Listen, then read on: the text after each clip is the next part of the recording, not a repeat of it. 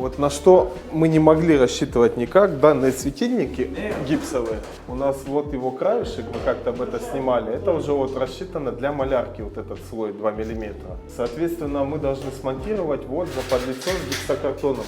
Но поскольку эти светильники рассчитаны, вот подвес идет специально, если у нас подкладушка из арголита, если ее убрать, он рассчитан под гипсокартон толщиной 9,5 миллиметров.